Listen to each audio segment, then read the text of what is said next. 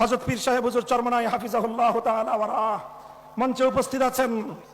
আমরা এখানে আছি, জাতির সঙ্গে কথা দিচ্ছি। আমি আবারও বলি, আমাদের মুফতি ইমাদউদ্দিন সাহেব স্লোগান তুলেছেন, সে কথার আমি আবার প্রতিধ্বনি করছি। আমাদের কাছে রাজনৈতিক কোনো ক্ষমতার পদ পদবীর প্রয়োজন নাই। আমরা জাতির মুক্তি চাই। আমরা আমাদের পূর্বপুরুষদের রক্তের ঋণ শোধ করতে চাই। তারা রক্ত দিয়ে যে জাতি গঠন করতে চেয়েছিলেন, আমরা সেই জাতির ভবিষ্যৎ দেখতে চাই। আমরা ৭২-এর চেতনা বাংলার মাটিতে দেখতে চাই না। আবার আমার স্বাধীন বাংলার মাটিকে বিদেশি প্রভুদের পায়ের নিচে বন্ধক দেখতে চাই না। কাজেই সেটা করবার জন্য, আরে নির্বাচন ফির্বাচন অনেক পরের কাহিনী। কিসের নির্বাচন? ২০১৩ সালের শাপলা চত্বরের শহীদদের রক্তের প্রথম এই রক্তকে স্বীকার করতে হবে বাংলার মাটিকে। ২৪-এর সহস্রাধিক জুলাই যোদ্ধাদের রক্ত যে জন্য গিয়েছিল, সেই আধিপত্যবাদের উৎখাত নিশ্চিত করতে হবে। জুলাই সনদ বাংলার মাটিতে কার্যকর করতে হবে। ৭২-এর সংবিধান বাংলার মাটিতে চলবে না, চলতে দেওয়া হবে না, চলতে দেওয়া হবে না।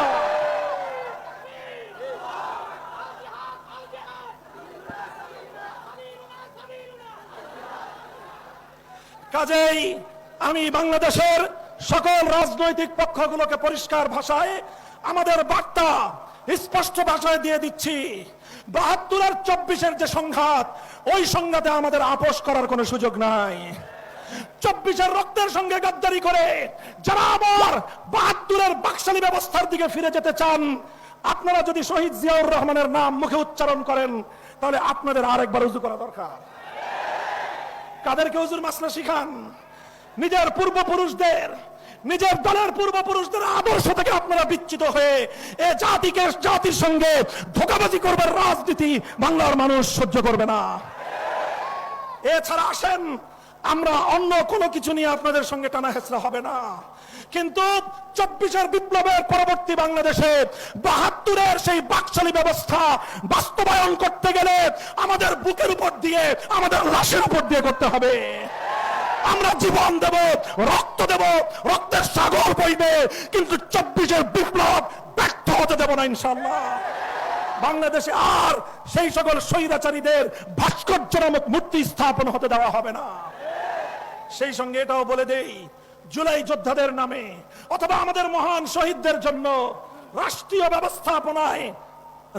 স্থাপনায় ভাস্কর্য নির্মাণ করবার বিপজ্জনক খেলাকেও খেলবার চেষ্টা করবেন না। মনে রাখবেন, যদি আমাদের প্রাণ প্রিয় কলিজার টুকরা শহীদ আবু সাঈদ অথবা মুগ্ধদের যদি কেউ ভাস্কর্য নির্মাণ করতে চান, সেই ভাস্কর্যের সঙ্গে আমাদের সেই আচরণই হবে শেখ মুজিবুর রহমান সাহেবের ভাস্কর্যের সঙ্গে যে আচরণ করেছিলাম। অথবা কেউ যদি শহীদ প্রেসিডেন্ট জিয়াউর রহমানের নামে কোন ভাস্কর্য রাষ্ট্রীয় স্থাপনায় বসাতে চান, সে ভাস্কর্য জীবন দিয়ে প্রতিহত করব, ভেঙে গুড়িয়ে দেব।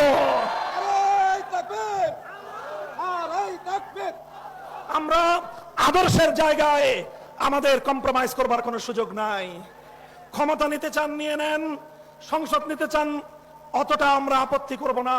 কিন্তু আমাদের আদর্শের জায়গায় হাত দিলে হাত সহি সালেম বাড়িতে ফিরতে পারবেন না ইনশাআল্লাহ। হ্যাঁ, জিন্দা আছেন তো?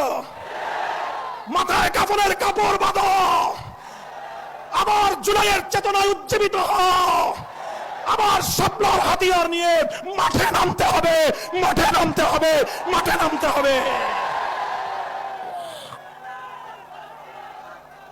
আল্লাহ পাক কবুল করেন ইনশাআল্লাহ। কথা যা বললাম, অক্ষরে অক্ষরে যেন সেই কথার উপর অক্ষরে অক্ষরে যেন অবিচল থাকতে পারি শেষ নিঃশ্বাস পর্যন্ত, সেই দোয়া আমি আপনাদের কাছে চাই। আমাদের কথা যেন আমরা রক্ষা করতে পারি। আল্লাহ যেন আমাদের আগামীর বাংলাদেশকে ইসলামের অনুকূল বাংলাদেশ হিসেবে কবুল করেন।